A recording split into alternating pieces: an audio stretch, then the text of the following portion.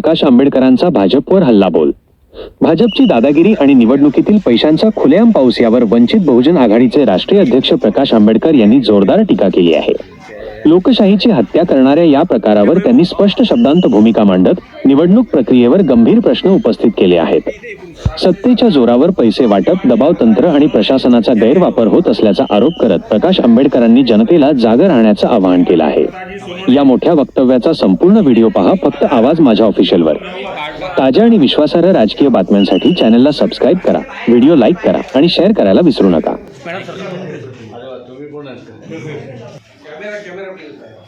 बाहेर रेकॉर्डिंग करणं बाहेर निघतं नाही. 812 72 क्रमांक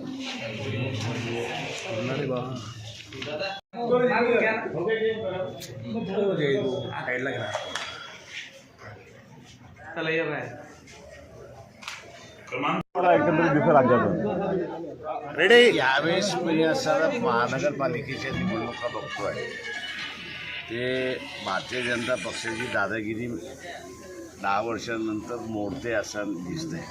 ते वेगवेगळ्या ठिकाणी लोकांना आता असताना वन पार्टी रूल BJP जे करायला मागते त्याच्या विरोधात मला असताना दिसतंय आणि लोकांना मल्टी पार्टी सिस्टम पाहिजे हे एकंदरीत व्यक्त होतं आहे. आणि कुठल्याही पॉलिटिकल पार्टीला एक महानगरपालिका एक हाती मिळेल असं होणार नाही. तेव्हा सर लोकच मी असं म्हणेन राजकीय नेत्यांना सुधरवतात आहेत आणि उद्याचं राजकारण कसं असलं पाहिजे याचा धडाही देतात आहेत मताच्या रूपाने असं त्या ठिकाणी बघतो आहे. मुंबईचं चित्र काय राहणार?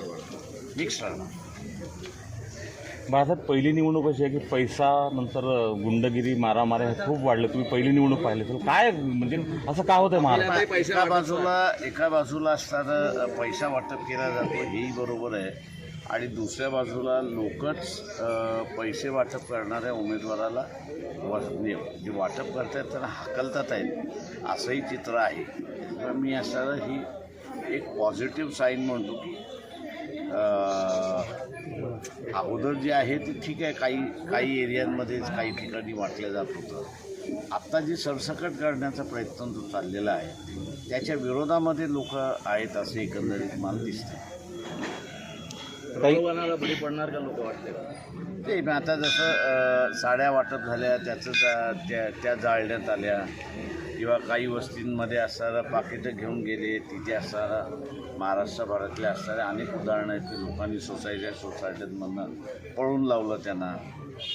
त्याच्यामुळे हे गुड साईन आहे असं मी त्या ठिकाणी मानतो. ताई, महाराष्ट्रात राजकीय हस्तक्षेप जास्त वाढला निवडणुकामध्ये आणि निवडणुका वेगळ्या वळणावर गेल्या असं वाटतं का तुम्हाला?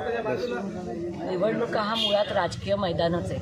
त्याच्यामुळे कुठल्याही स्तरावरची असली तरी सत्ता संपादन करणं हे तर कुठेही चालूच राहणार आहे. पण मला असं वाटतं की महानगराची इलेक्शन ही खरी जमिनीवरची लढाई आहे आणि त्यामुळे जमिनीवर उतरून काम करणाऱ्या उमेदवाराला जास्ती प्राधान्य लोक देतील.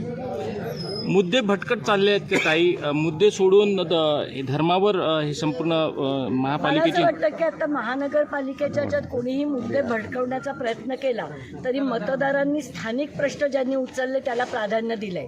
किंवा तुम्ही जरी नेत्यांची भाषणं पाहिली आणि नागरिकांचा प्रतिसाद पाहिला तरी स्थानिक मुद्द्यांना जे नेते मांडतायत ते उचलून धरले जात आहेत असं संपूर्ण महाराष्ट्रभर चित्र दिसतंय. थँक्यू.